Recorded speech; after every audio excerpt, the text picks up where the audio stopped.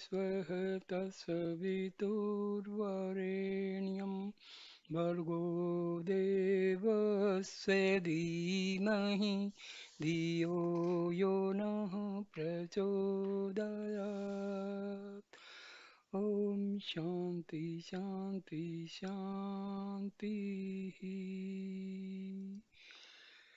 Namaste, dosto, dear friends. Now, continuing the talks with Sri Ramana Maharshi, I start this video with the talk number 63. A high officer asked, if juniors are promoted over oneself, the mind is perturbed. Will the enquiry, who am I, help the man to soothe the mind under such circumstances? Maharshi replies, yes, quite so. The enquiry, who am I, turns the mind inward and makes it calm.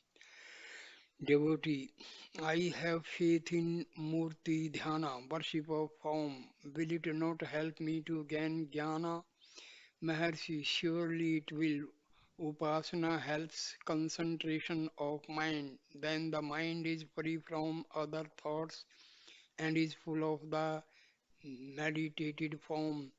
The mind becomes it and thus quite pure. Then think, who is the worshipper? The answer is I, that is the self. So the self is gained ultimately. The present difficulty is that the man thinks that he is the doer, but it is a mistake. It is the higher power which does everything, and the man is only a tool. If he accepts that position, he is free from troubles. Otherwise, he quotes them. Take, for instance, the figure in a Gopuram temple tower, where it is made to appear to bear the burden of the tower on its shoulders. The posture and look are a picture of great strength while bearing the very heavy burden of the tower. But think, the tower is built on the earth and it rests on its foundations. The figure, like Atlas bearing the earth, is a part of the tower but is made to look as if it bore the tower. Is it not funny? So is the man who takes on himself the sense of doing. Then the Malayalam version of Buladu Narpadu was read out by a devotee for the benefit of the visitor. After hearing it, he asked, what about the reference to duality in practice and unity at the end? Maharshi, some people think that one must begin practice with the dualistic idea. It refers to them. They say that there is God, the man must worship and meditate. Ultimately, the jiva merges into God. Others say that the Supreme Being and the jiva are always apart and never merge into each other. However, it may be at the end. Let us not trouble ourselves about it now. All are agreed that the jiva is. Let the man find out the jiva, that is his self. Then there will be time to find out if the self should merge in the supreme, is a part thereof, or remains different from it. Let us not forestall the conclusion. Keep an open mind, dive within and find out the self. The truth will itself dawn upon you. Why should you determine beforehand if the finality is unity, absolute, or qualified, or duality? There is no meaning in it. The ascertainment is now made by logic and by intellect. The intellect derives light from the self, the higher power. How can the reflected and partial light of the intellect envisage the whole and the original light? The intellect cannot reach the self, and how can it ascertain its nature? Such is the significance of the reference, devotee. One of these stanzas says that the scriptures so scrupulously studied in the earlier stages are ultimately of no use. At what stage do they become useless, Maharshi? When their essence is realized, the scriptures are useful to indicate the existence of the higher power, the self, and the way to gain it. Their essence is that much only. When that is assimilated, the rest is useless. But they are voluminous, adapted to the development of the seeker. As one rising up in the scale finds the regions one has passed to be only steps to the higher stage, and so on. The steps ascended become purva paksha successively until the goal is gained. When the goal is reached, it remains alone and all the rest becomes useless. That is how the Shastras become useless. We read so much. Do we remember all that we read, but have we forgotten the essential? The essential soaks in the mind and the rest is forgotten. So it is with the Shastras. The fact is that the man considers himself limited and there arises the trouble.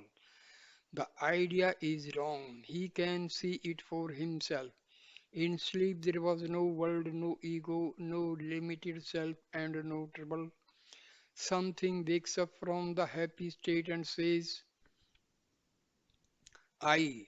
To that ego, the world appears. Being a speck in the world, he wants more and gets into trouble. How happy he was before the rising of the ego. Only the rise of the ego is the cause of the present trouble. Let him trace the ego to its source and he will reach that undifferentiated happy state which is sleeplessly. The self remains ever the same here and now. There is nothing more to be gained because the limitations have wrongly been assumed. There is the need to transcend them. It is like the ten ignorant fools who forded a stream and on reaching the other shore counted themselves to be nine only. They grew anxious and grieved over the loss of the unknown tenth man. A wayfarer, on ascertaining the cause of their grief, counted them all and found them to be ten, but each one of them had counted the others, leaving himself out. The wayfarer gave each in succession a blow, telling them to count the blows. They counted ten and were satisfied. The moral is that the tenth man was not got anew. He was all along there, but ignorance caused grief to all of them. Again, a woman wore a necklace round her neck but forgot it. She began to search for it and made enquiries. A friend of hers, finding out what she was looking for, pointed out the necklace round the seeker's neck. She felt it with her hands and was happy. Did she get the necklace anew? Here again ignorance caused grief and knowledge happiness. Similarly also with the man and the self. There is nothing to be gained anew. Ignorance of the self is the cause of the present misery. Knowledge of the self brings about happiness. Moreover, if anything is to be got anew, it implies its previous absence. What remained once absent might vanish again, so there would be no permanency in salvation. Salvation is permanent because the self is here and now and eternal. Thus, the man's efforts are directed toward the removal of ignorance. Wisdom seems to dawn, though it is natural and ever present. The visitor, while taking leave, saluted the master and said, it is said that the victim in the tiger's mouth is gone forever. The reference is to a passage in Who Am I? where it is stated that a disciple can never revert to the world after he has once fallen into the field of the Guru's gracious look, as surely as the prey in the tiger's jaws cannot escape. Talk 64.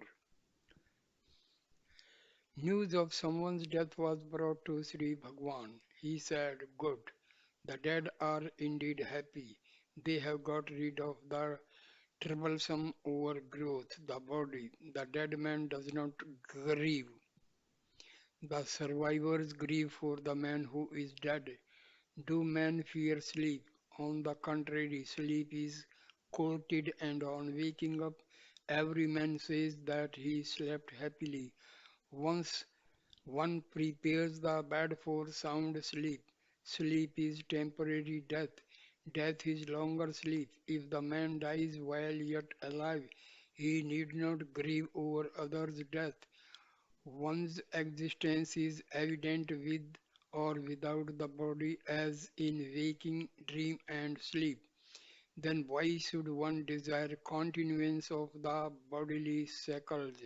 Let the man find out his undying self and die and be immortal and happy. 13th July 1935. Talk number 65. A visitor.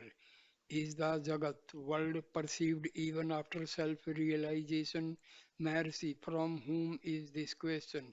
Is it from a Jnani or from an Agyani? Devotee, from an Agyani. Maharshi, realize to whom the question arises. It can be answered if it arises after knowing the doubter. Can the Jagat or the body say that it is, or does the seer say that the Jagat or the body is? The seer must be there to see the objects. Find out the seer first. Why worry yourself now with what will be in the hereafter? Sri Bhagavan continued, what does it matter if the Jagat is perceived or not perceived? Have you lost anything by your perception of Jagat now? Or do you gain anything where there is no such perception in your deep sleep? It is immaterial whether the world is perceived or not perceived. The Agyani sees the Jnani active and is confounded. The Jagat is perceived by both, but their outlooks differ. Take the instance of the cinema. There are pictures moving on the screen. Go and hold them. What do you hold? It is only the screen. Let the pictures disappear. What remains over the screen again? So also here, even when the world appears, see to whom it appears. Hold the substratum of the eye. After the substratum is held, what does it matter if the world appears or disappears? The Agyani takes the world to be real, whereas the Jnani sees it only as the manifestation of the self. It is immaterial if the self manifests itself or ceases to do so. Talk 15th July 1935, talk number 66. A letter was received containing some learned questions pertaining to memory, sleep, and death. It looked at first sight that they were cogent yet baffling to answer, but when the master was approached on the subject, he disentangled the skein very nicely, pointing out that all such confusion was due to the non-differentiation of the real I from the false I. The attributes and modes pertain to the latter and not to the former. One's efforts are directed only to remove one's ignorance. Afterwards, they cease, and the real self is found to be always there. No effort is needed to remain as the self. 21st July 1935, talk number 67. A visitor, Mr. K.S.N. Iyer of the South Indian Railway said, there is a trifling halting place in my meditation when I ask myself, who am I? My reasoning proceeds as follows. I see my hand. Who sees it? My eye. how to see the eye in a mirror. Similarly, to see me, there must be a mirror which is to supply the place of the mirror in me, is my question. Maharshi, then why do you inquire who am I? Why do you say you are troubled and so on? You could as well remain quiet. Why do you rise out of your composure? Devotee, inquiring thus helps me to concentrate. Is concentration the only benefit? Maharshi, what more do you want? Concentration is the thing. What makes you come out of your quiet? Devotee, because I am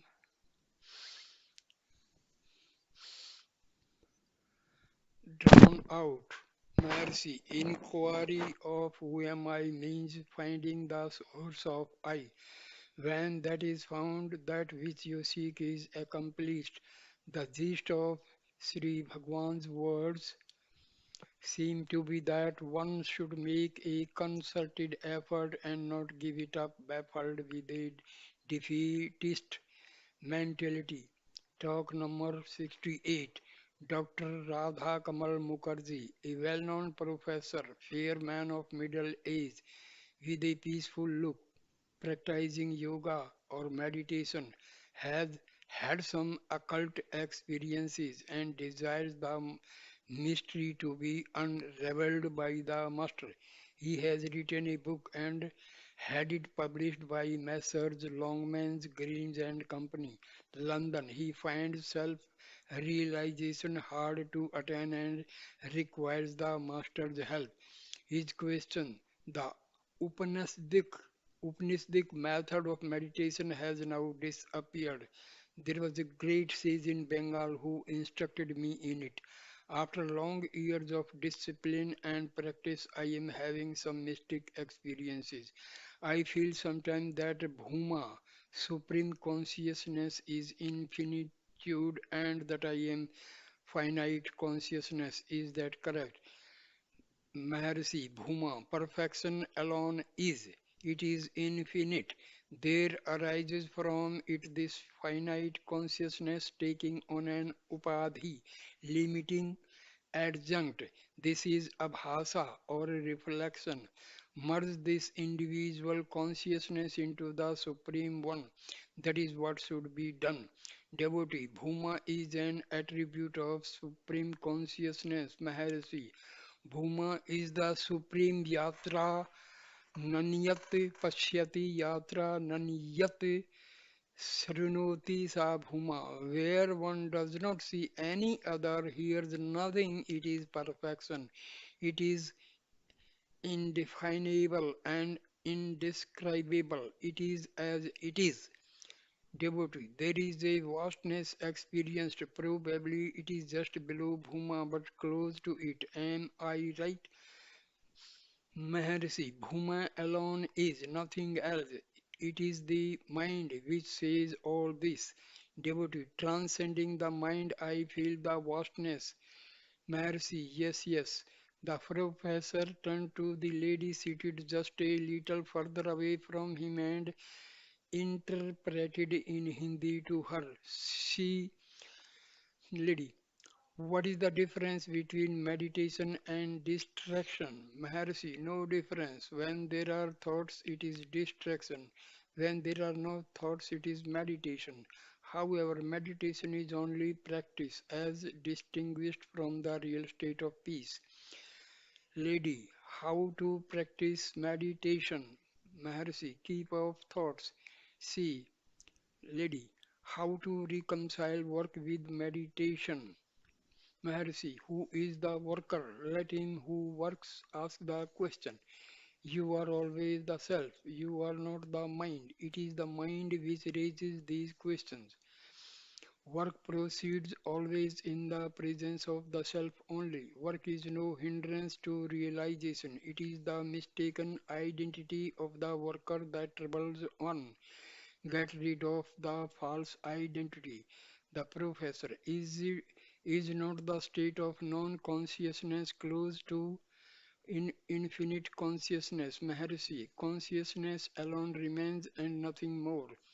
Devotee, Sri Bhagwan's silence is itself a powerful force. It brings about a certain peace of mind in us. Maharshi, silence is never ending speech. Vocal speech obstructs the other speech of the silence. In silence, one is in intimate contact with the surroundings. The silence of Dakshinamurti removed the doubts of the four sages. Mauna Vyakhya Prakartita Tattvam. Truth expounded by silence. Silence is said to be exposition. Silence is so potent, for vocal speech, organs of speech are necessary and they precede speech, but the other speech lies even beyond thought. It is, in short, transcendent speech or unspoken words, para vak. Devotee, is there knowledge in realization? Maharshi, absence of knowledge is sleep. There is knowledge in realization, but this knowledge differs from the ordinary one of the relation of subject and object. A it is absolute knowledge. Knowledge has two meanings. Vachyartha, vritti, literal meaning. Lakshyartha, jnana, self, svarupa, secondary significance. Devotee, with vritti one sees knowledge. Maharshi, quite so. He also confounds vritti with knowledge. Vritti is a mode of mind. You are not the mind, you are beyond it. The lady, there is sometimes an irresistible desire to remain in Brahma Akara Vritti. Maharishi, it is good. It must be cultivated until it becomes sahaja, natural. Then it culminates as Svarupa, one's own self. Later, Sri Bhagwan explained Virti is often mistaken for consciousness. It is only a phenomenon and operates in the region of Abhasa, reflected consciousness. The knowledge lies beyond relative knowledge and ignorance. It is not in the shape of vritti. There are no subject and object in it. Vritti belongs to the Rajasic, active mind. The Sattvic mind is repose, is free from it. The Sattvic is the witness of the Rajasic. It is no doubt true consciousness. Still, it is called Sattvic mind because the knowledge of being witness is the function of abhasa, reflected consciousness only. Mind is the abhasa. Such knowledge implies mind, but the mind is by itself inoperative. Therefore, it is called sattvic mind. Such is the Jivan Mukta's state. It is also said that his mind is dead. Is it not a paradox that a Jivan Mukta has mind and that it is dead? This has to be considered in argument with ignorant folk. It is also said that Brahma is only the Jivan Mukta's mind. How can one speak of him as Brahmavid, knower of Brahma? Brahma can never be an object to be known. This is, however, in accordance with common parlance. Sattvic mind is surmised of the Jivan Mukta and of Ishvara. Otherwise, they argue. How does the Jivan Mukta live and act? The Sattvic mind has to be admitted as a concession to argument. The Sattvic mind is in fact the absolute consciousness, the object to be witnessed, and the witness finally merges together, and absolute consciousness alone reigns supreme. It is not a state of sunne, blank or ignorance. It is the Savrupa, real self. Some say that mind arises from consciousness followed by reflection abhasa. Others say that the abhasa, reflection, arises first followed by the mind. In fact, both are simultaneous. The professor asked Sri Bhagwan to extend his grace to him, although he would soon be thousand miles off. Sri Bhagwan said that time and space are only concepts of mind, but Sarupa, the real self, lies beyond mind, time, and space. Distance does not count in the self. The lady with him was most reluctant to leave the master and returned home. The master said, think that you are always in my presence. That will mistake you feel right. They left dusk. They left after dusk. Talk number 69. There were reports of the above said professors, university lectures in the Hindu. The lecturer had emphasized the necessity for birth control and discussed the various possibilities of making the man feel his responsibility so that birth control might be automatic. The master, on hearing it, casually remarked, let them find out the method of dying. Here, death refers to that of the ego, Ahankar. 24th July 1935, talk number 70. Sri Raju Shastrigal asked Sri Bhagwan about Nada, Bindu, and Kala. Maharshi, they are in Vedanta terminology prana, mana, buddhi, the life, current mind, and intellect.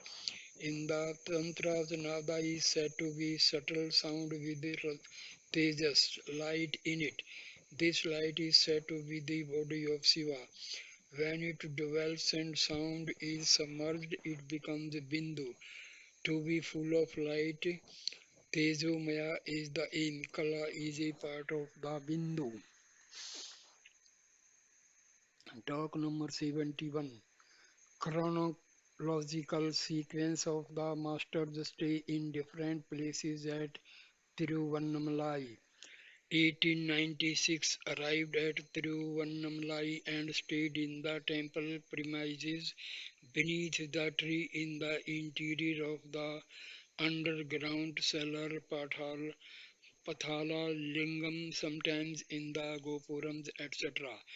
1897 early removed to Gopuram, stayed in the shrine and in the adjoining mango grove 18 months. 1898 September in Pavala Kunru. 1899 February on the hill in caves, the Mango Tree Cave and Virupaksa Cave. 1905 stayed in Pachiamman Coil for 6 months during the plague ravages again on the hill. 1908 January, February and March in Pachiamman Coil again on the hill. 1916 Sakandasramam. 1922 the Ramanasramam site on the southern slope of the hill. 25th September 1935 talk number 72. Mr. K.S.N. Iyer, a railway officer, asked about Japa. Mercy, the utterance and then remembrance and later meditation are the successive stages finally ending in involuntary and eternal japa. The japakara, doer of japa of that kind is the self of all the japas. Who am I is the best. 27th September 1935, talk number 73. Mr. Eknatha Rao, the engineer, asked, what about the despondency of not obtaining any encouragement from the master, much less his grace?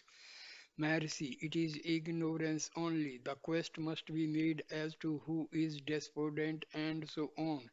It is the phantom of the ego arising after sleep which falls prey to such thoughts. In deep sleep the person was not afflicted. Who is afflicted now while awake? The sleep state is about the normal one. Let him search and find out.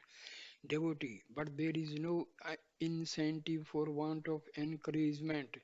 Maharshi, does not one find some kind of peace while in meditation? That is the sign of progress.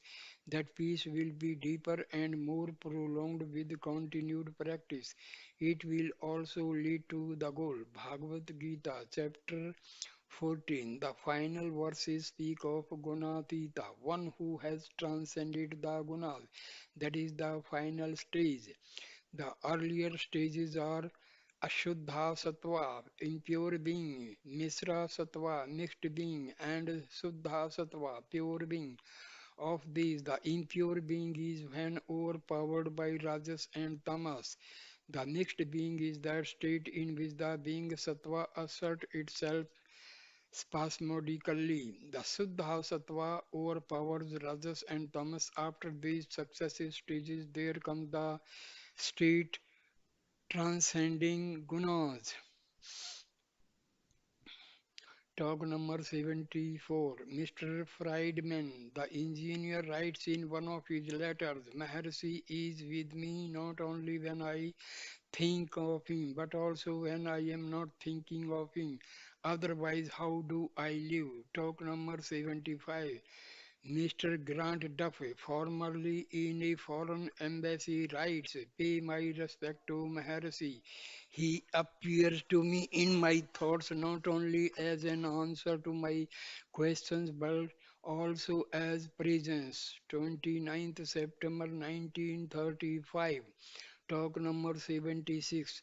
Mr. K. S. N. Iyer said that he was not convinced how spiritual life could be reconciled to worldly activities. The master, in answer, cited some verses from Yoga Vasistha. The original is said to be millions of verses, of which only 32,000 stanzas are now found in the Sanskrit text.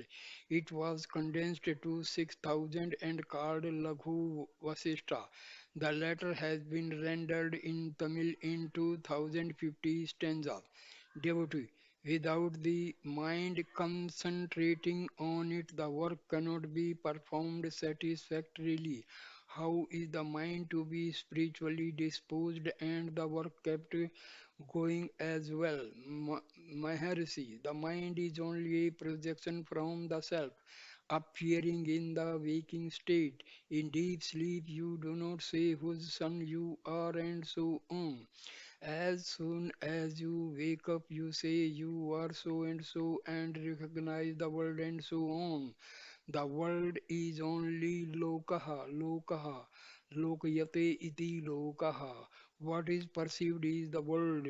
That which is seen is loka or the world, which is the eye that sees it. That is the ego which rises and sinks periodically, but you exist always. Therefore, that which lies beyond the ego is consciousness, the self. In deep sleep, mind is merged and not destroyed. That which merges reappears. It may happen in meditation also, but the mind which is destroyed cannot reappear. The yogi's aim must be to destroy it and not to sink in laya.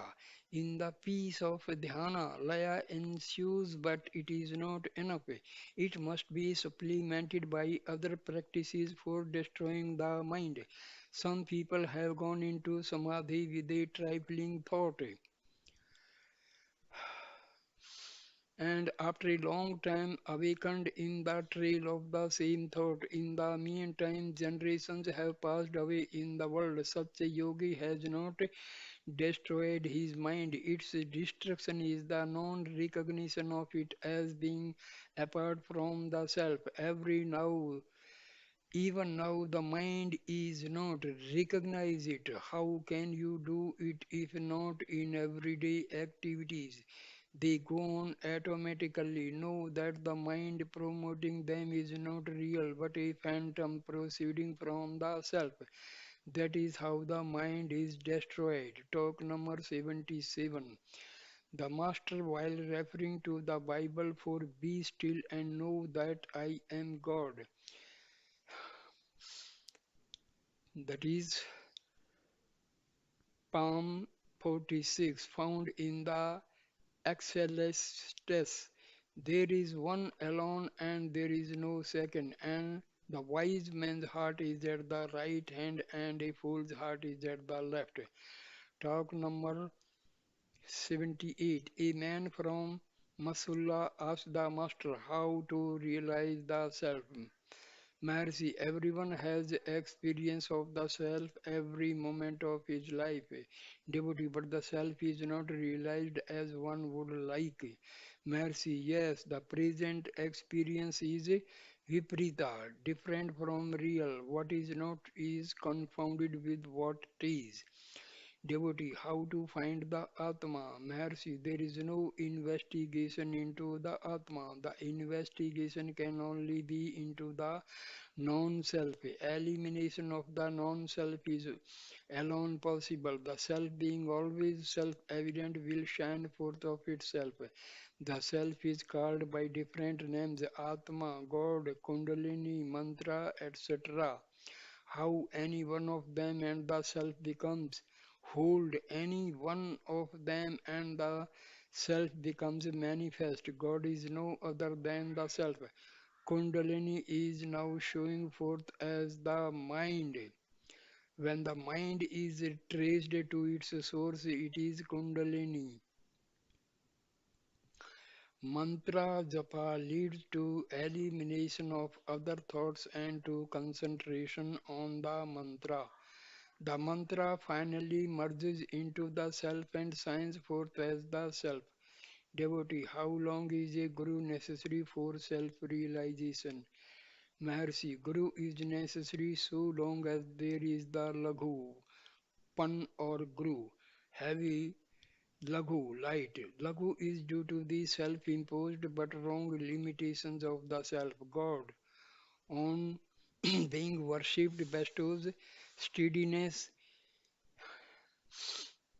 steadiness in devotion which leads to surrender. On the devotee surrendering, God shows His mercy by manifesting as the Guru. The Guru, otherwise God, guides and devotee, saying that God is in you and He is the Self. This leads to introversion of the mind and finally to realization. Efforts Effort is necessary up to the state of realization. Even then, the self should spontaneously become evident. Otherwise, happiness will not be complete. Up to that state of spontaneity, there must be effort in some form or another. Devotee, our work a day life is not compatible with such efforts. Maharshi.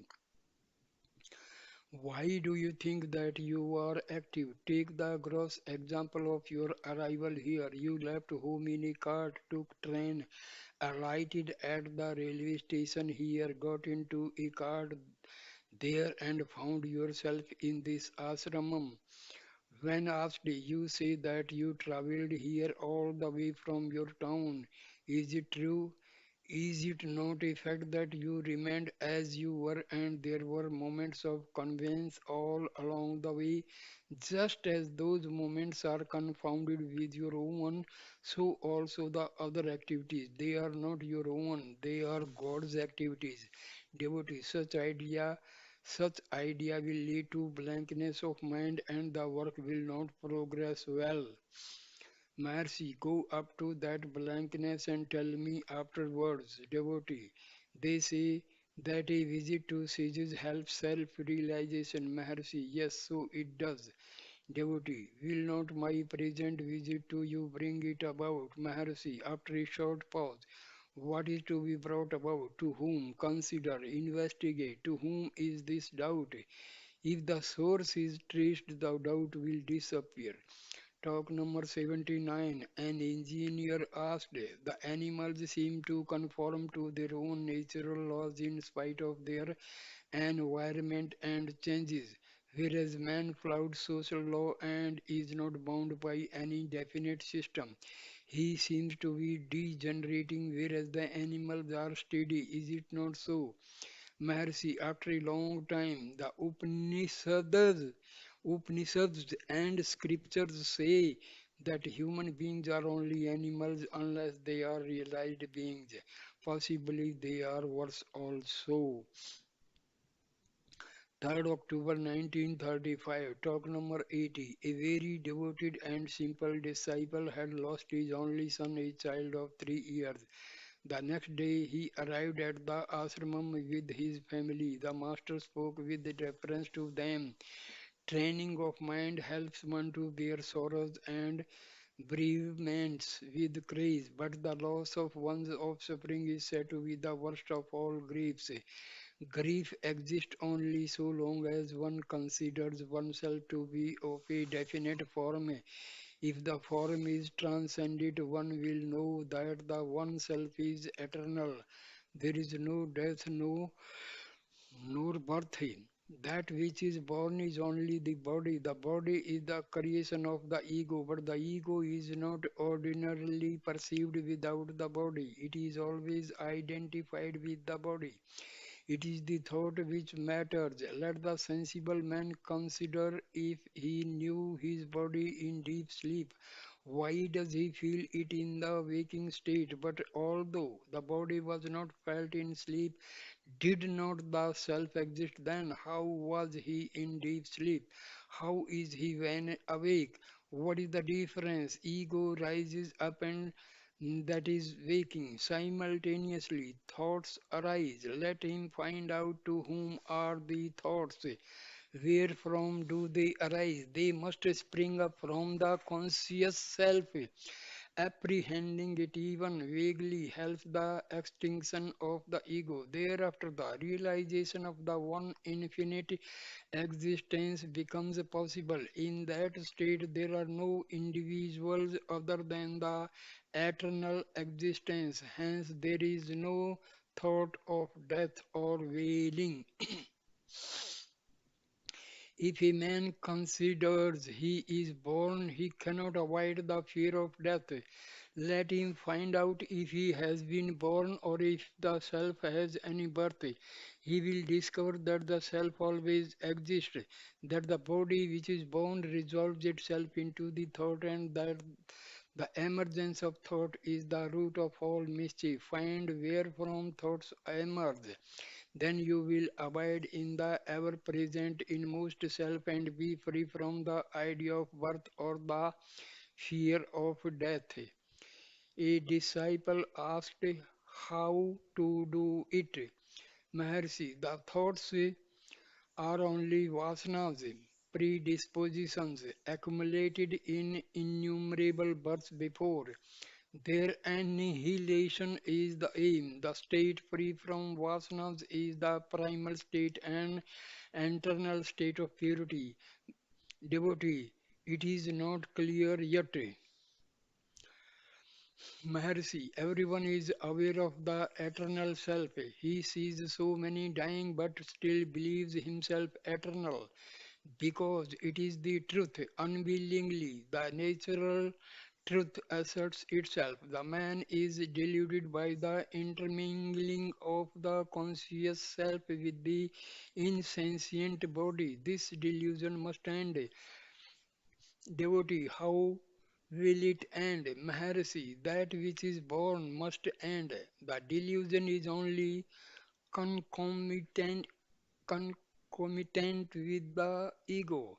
It rises up and sinks, but the reality never rises nor sinks.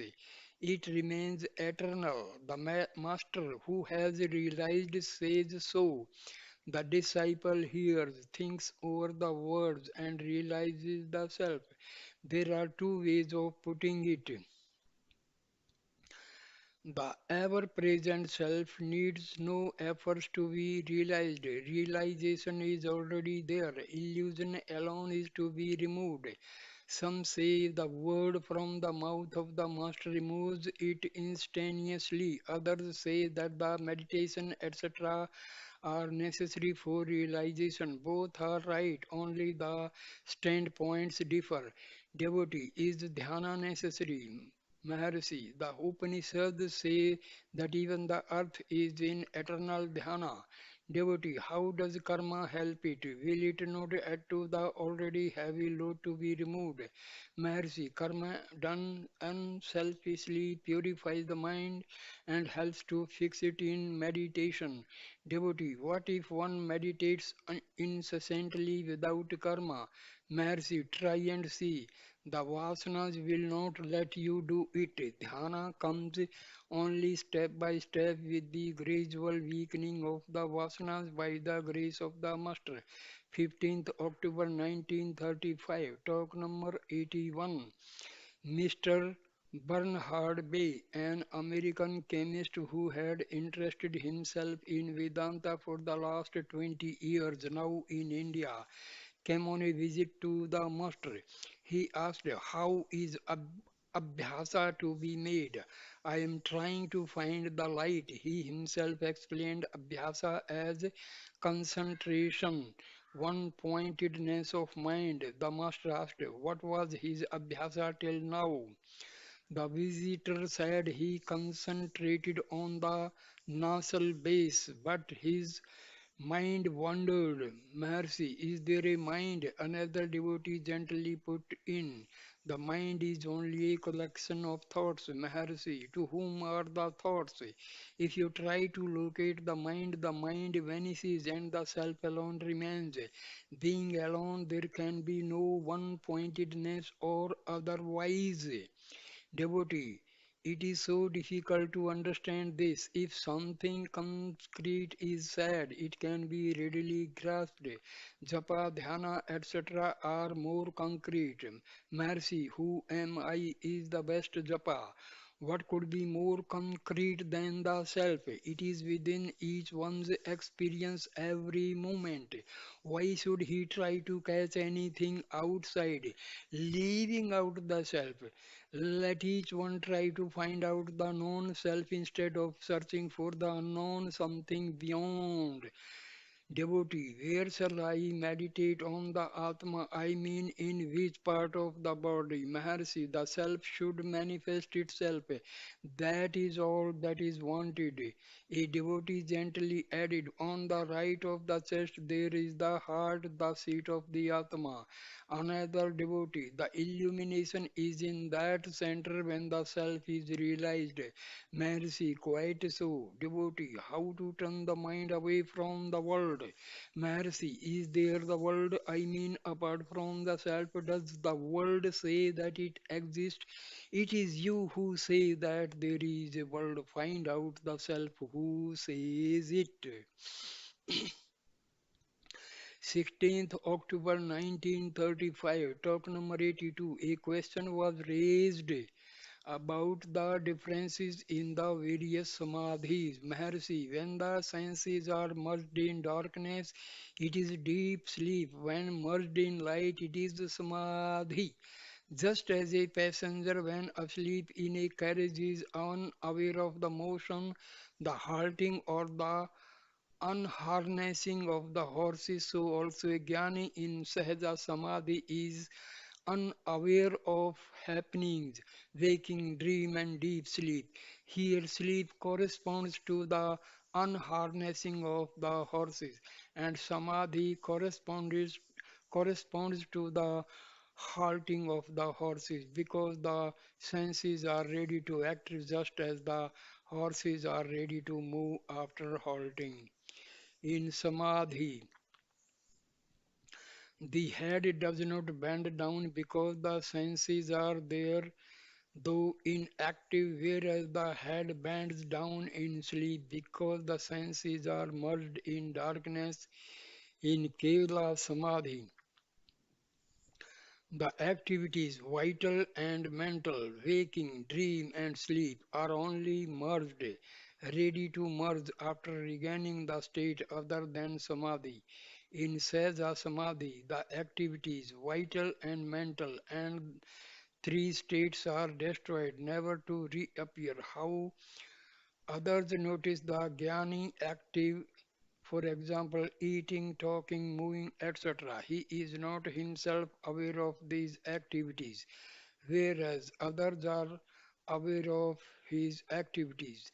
They pertain to his body and not to his real self, Savrupa.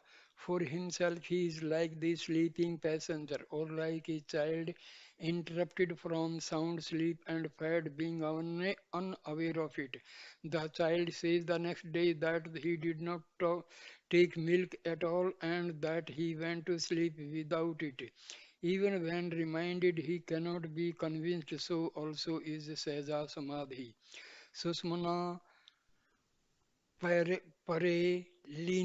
Here Susmana refers to Tapo Marg, whereas the Paranadi refers to Jnana Marga. Talk number 83. The master relating some stories of the Bhaktas told how Sri Krishna served Eknath for 12 years, how Panduranga relieved Sakkubai from her home prison and enabled her to visit Pandharpur. Then he recollected the appearance of a mysterious Maulvi on his way from Madura to Tiruvannamalai in 1896. How he appeared, spoke, and disappeared suddenly. Talk 84. Mr. Grant Duff asked the master if any mongoose had anything to do with him. The master said, yes, it was the occasion of Ardra and Jayanti. I was living up the hill in Sakandasramam. Streams of visitors were climbing up the hill from the town. A mongoose larger than the ordinary size of golden hue, not grey as a mongoose is, with no back spot on its tail, as is usual with wild mongoose, passed these crowds fearlessly. People took it to be a tame one belonging to someone in the crowd. The animal went straight to Palani Swami, who was having a bath in the spring by the Virupaksha cave. He stroked the creature and petted it. It followed him into the cave, inspected every nook and corner, and left the place and joined the crowd to pass up to Sakandasramam. I noticed it. Everyone was struck by its attractive appearance and its fearless movements. It came up to me, got on my lap, and rested there some time. Then it raised itself up, looked about, and moved down. It went round the whole place, and I followed it lest it should be harmed by the unwary visitors or by peacocks. Two peacocks of the place looked at it inquisitively, whereas the mongoose moved nonchalantly from place to place and finally disappeared into the rocks on the southeast of the ashramam. Talk number 85. The same gentleman asked the master about the material relation between memory and will and their relation to the mind. Maharshi, they are functions of the mind. The mind is the outcome of the ego, and the ego is from the self. 6th November 1935, talk number 86. The Master gave the true significance of the Christian faith thus. Christ is the ego, the cross is the body. When the ego is crucified and it perishes, what survives is the absolute being God. I am I and my Father are one, and this glorious survival is called resurrection. Talk 87. Major A. W. Chadwick, an ardent English devotee, asked, why did Jesus call out, my God, while being crucified? Mercy, it might have been an intercession on behalf of the two thieves who were crucified with him. Again, a Jnani has attained liberation even while alive, here and now. It is immaterial as to how, where, and when he leaves his body. Some jnanis may appear to suffer, others may be in samadhi, still others may disappear from sight before death. But that makes no difference to their jnana. Such suffering is apparent only to the onlooker and not to the jnani, for he has already transcended the mistaken identity of the self with the body. Talk number 88. The same gentleman asked, what is the significance of Christ in the illumination of Saint Paul?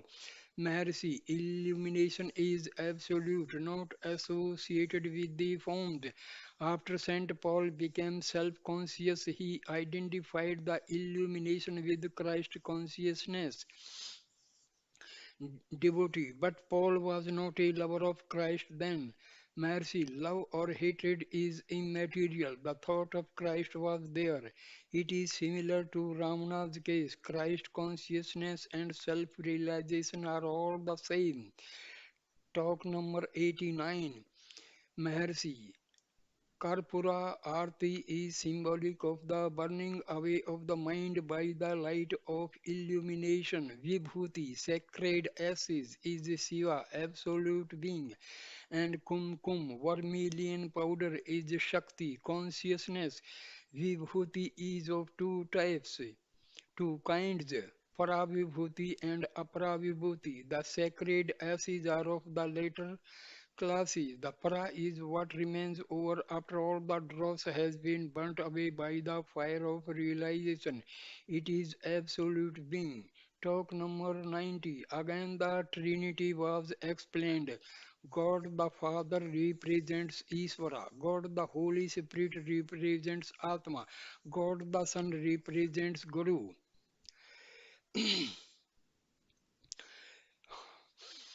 ईश्वरो गुरुरात्मेति मूर्ति भेदा विभागिने व्योमवाद व्यापता देह्या दक्षिणानि मूर्तये नमः, meaning that God appears to his devotee in the form of a Guru, Son of God, and points out to him the immanence of the Holy Spirit. That is to say that God is a spirit, that this spirit is immanent everywhere, and that the self must be realized, which is the same as realizing God. Talk number 91. A Bengali visitor asked, how is the mind controlled? Maharshi, what do you call the mind? Devotee, when I sit down to think of God, thoughts wander away to other objects. I want to control those thoughts. Mercy. In the Bhagavad Gita, it is said that it is the nature of the mind to wander. One must bring one's thoughts to bear on God. By long practice, the mind is controlled and made steady. The wavering of the mind is a weakness arising from the dissipation of the energy in the shape of thoughts. When one makes the mind stick to one thought, the energy is conserved and the mind becomes stronger. Devotee, what is the meaning of the strength of the mind? Mercy, its ability to concentrate on one thought without being distracted. Devotee, how is that achieved? Mercy, by practice, a devotee concentrates on God, a seeker, follower of the Jnana Marga seeks the self. The practice is equally difficult for both. Devotee, even if the mind is brought to bear on the search for the self, after a long struggle, the mind begins to elude him, and the man is not aware of the mischief until after some time. Mercy, so it would be. In the early stage, Maharshi, so it would be. In the earlier stages, the mind reverts to the search at long intervals. With continued practice, it reverts at shorter intervals until finally it does not wander at all.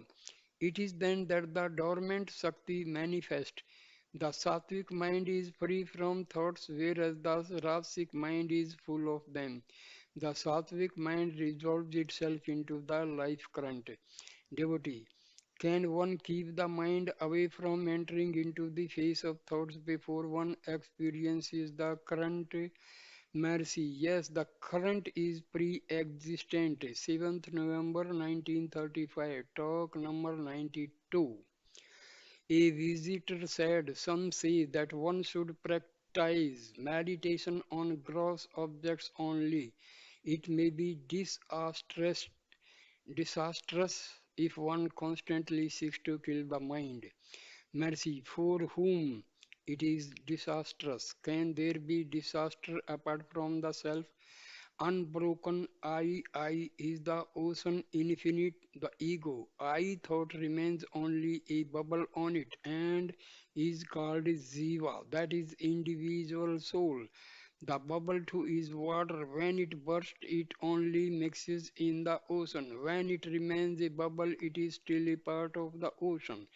Ignorant of this simple truth, innumerable methods under different denominations such as yoga, bhakti, karma, each again with many modifications are being taught with great skill and in intricate detail only to entice the seekers and confuse their minds. So also are the religions and sects and dogmas. What are they all for? Only for knowing the self. They are aids and practices required for knowing the self. Objects conceived by the senses are spoken of as immediate knowledge, pratyaksha. Can anything be as direct as the self, always experienced without the aid of the senses? Sense perceptions can only be indirect knowledge and not direct knowledge. Only one's own awareness is direct knowledge, as is the common experience of one and all. No aids are needed to know one's own self, that is to be aware. The one infinite unbroken whole, plenum, becomes aware of itself as I. This is the original name. All other names, for example, Om, are little growths. Liberation is only to remain aware of the self. The Mahavakya, I am Brahma, is its authority. Though the I is always experienced, yet one's attention has to be drawn to it. Only then does knowledge dawn. Thus, the need for the instruction of the Upanishads and of wise sages. 9th November 1935, talk number 93. All are aware of their own self only. Wonder of wonders, they take what is not as what it is, or they see the phenomenon apart from the self. Only so long as there is the knower is there knowledge of all kinds, direct, inferential, intellectual, etc. Should the knower vanish, they all vanish together with him. Their validity is of the same degree as his. Talk number 94. A man prayed to the master to pardon him his sins. He was told that it would be enough if he took care to see that his mind did not trouble him. 13th November 1935, talk number 95. A question was raised as follows by Major A. W. Chadwick. Mr. Edward Carpenter, a certain mystic, has written in a book that he had self-realization on some occasions and that its effects lasted sometimes afterwards only to be gradually lost. Whereas Sri Ramana Gita says, Granthi, note, bondage, snapped once is snapped forever. In the case of this mystic, the bondage seemed to have persisted even after self-realization. How can it be so? The master cited Kaivalya as follows. The disciple, after realizing the all-shining, unitary, unbroken state of being, knowledge, bliss, surrendered himself to the master and humbly prayed to know how he could realize the master's grace. The master said, my reward consists in your permanent unbroken bliss. Do not slip away from it, devotee. Having once experienced the supreme bliss, how can one stray stray away from it. Master, oh yes, it happens. The predisposition adhering to him from time immemorial will draw him out, and so ignorance overtakes him. Devotee, what are the obstacles to remaining steady in unbroken bliss? How can they be overcome? Mercy, the obstacles are number one, ignorance, which is forgetfulness of one's pure being. Number two, doubt, which consists in wondering if even the experience was of the real or of the unreal. Third, error, which consists in the I am the body idea and thinking that the world is real. These are overcome by hearing the truth, reflection on it, and concentration. The Master continued. Experience is said to be temporary or permanent. The first experience is temporary, and by concentration, it can become permanent. In the former, the bondage is not completely destroyed, it remains subtle and reasserts itself in due course, but in the later, it is destroyed, root and branch, never to appear again. The expression Vagbhrashta, Yoga Bhrashta, those who have fallen down from yoga in Srimad Bhagavata Gita refer to former class of man. Devotee is then hearing the truth meant only for a limited few. Mercy, it is of two kinds. The ordinary one is to hear it enunciated and explained by a master. However, the right one is to raise the question for oneself and seek and find the answer in oneself as the unbroken I. To be reflecting on this experience is the second stage. To remain one pointed in it is the third stage. Devotee, can the temporary experience be called samadhi? Mercy, no, it forms part of the third stage. Devotee, it looks then as if even hearing the truth is limited to a very few. Maharshi, the seekers fall into the two classes. Kirtopaska and Akirtopaska, the former having already overcome his predisposition by steady devotion. His mind thus made pure has had some kind of experience but does not comprehend it. As soon as he is instructed by a competent master, permanent experience results. The other class of seeker needs great effort to achieve this, and how will he how will the hearing of the truth, reflection and concentration help him? The they comprise upasana, the nearest approach to truth and will and in his self-realization. The fourth stage is the final one of liberation. Even there some distinction is made according to the degree as number one, the knower of the Brahmavid. Number two, Brahmavid Varara. Third, Brahmavid Varya. Fourth, Brahmavid Varishtha. But all of them are in fact liberated even while alive. So here I end the fourth video. Thank you, my dear friends. Next video will start with the talk number 96. So thank you for listening this talk. Please,